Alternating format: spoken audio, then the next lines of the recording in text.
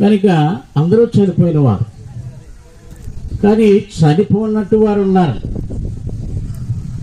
పిల్లరా. మరి చనిపోయి తిరిగి లేచిన వారు ఉన్నారు, చనిపోయిన వారు ఉన్నారు, చనిపోయినట్టు వారు ఉన్నారు, చనిపోయి తిరిగి లేచిన వారు కూడా ఉన్నారు.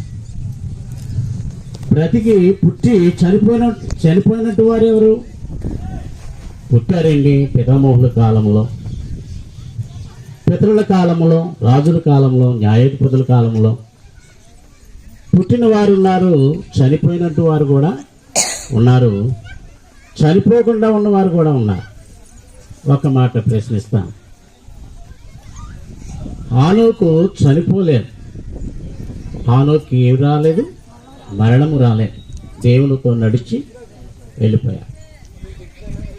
అలాగే ఏలియా కూడా మరణం రాలేదు, ఏలియా కూడా ఏమి రాలేదండి, అగ్నిరథములు వచ్చి ఆయనను తీసుకుని పోయాయి. కనుక వారికి ఏమి రాలేదు, మరణము రాలేదు. మరి ప్రియులారా, ప్రభువు చనిపోయారు, తిరిగి లేచారు, ఆయన పరలోకానికి ఆరోహణమైపోయారు. ఈయన మనలాగే తల్లి కడుపును పుట్టారు, మనలాగే చనిపోయారు. ఆయన తిరిగి లేచారు, కానీ మనం ఏమీ తిరిగి లేగలేరు. ప్రియులారా, ఇప్పటి వరకు నిద్రించిన వారే కానీ తిరిగి లేచిన వారు లేరు. ఇక్కడ చెప్పిన వాక్యం బట్టి క్షయిత అక్షయిత ఎవరిని ధరించుకోవాలి? క్షయమైపోవచ్చు ఈ శరీరం. ఏం ధరించుకోవాలి? అక్షయితను ధరించుకోవాలి. ఈ శరీరం క్షయమైపోతుంది, కానీ ఎవరిని ధరించుకోవాలట? అక్షయితను ధరించుకోవాలి. అంటే క్రీస్తును ధరించుకోవాలి. క్రీస్తును ధరించుకున్నారు నారాయణమ్మ గారు.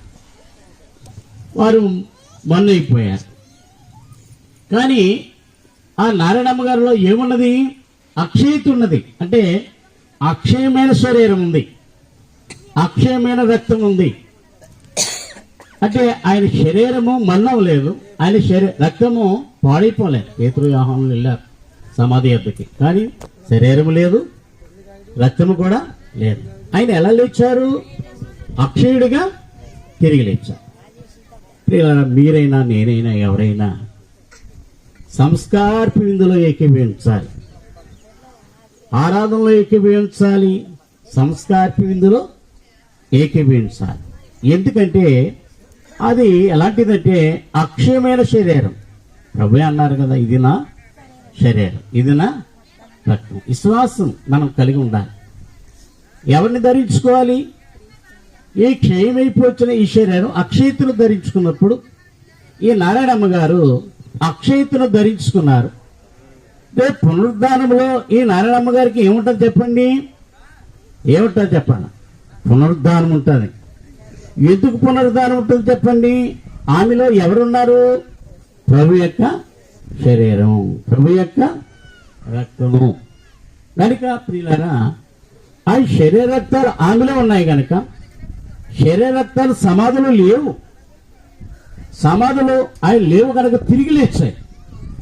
ఎవరైతే ఆ శరీర రక్తాలు ఏకీభవిస్తారో రేపు వారు పునరుద్ధానంలో ఏముంటుందంటే ప్రియులారా, పునరుద్ధానం ఉంటుంది. ఎందువల్ల పునరుద్ధానం ఉంటుంది? ఆమెలో ప్రభు యొక్క విలువైన శరీరం ఉంది, విలువైన రక్తము.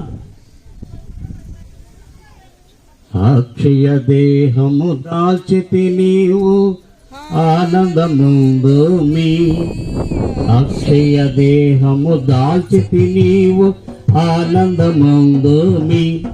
లక్షల కొలది శ్రమలు వచ్చిన లక్ష్యము పెట్టకు మీ, నీవు లక్ష్యము పెట్టకు మీ సాధ్విలా. ఏంటట? అక్షయ దేహాన్ని మనం దాల్చుకున్నప్పుడు లక్షల కొలది శ్రమలు వచ్చిన మనం ఏం చేయం? లక్ష్య పెట్టాం. కానీ ఆయన ధరించకపోతే లక్ష్య పెడతాం. ఆయన ధరించుకుంటే ఎలాంటి శ్రమలు వచ్చినా ప్రియులారా, ఆయనకు పడిన గాయములు, ఆయన పడిన శ్రమ, ఆయన పడిన నిందలు, ఆయన పడిన అవమానములు ఎన్ని ఆయన మీద కూర్చున్నా ఆయన ఏమీ లక్ష్య పెట్టలేదు. అలాగే మనము కూడా కలిగి ఉంటే, ధరించుకుంటే ఎన్ని లక్షలు కలిగి శ్రమలు వచ్చినా మనం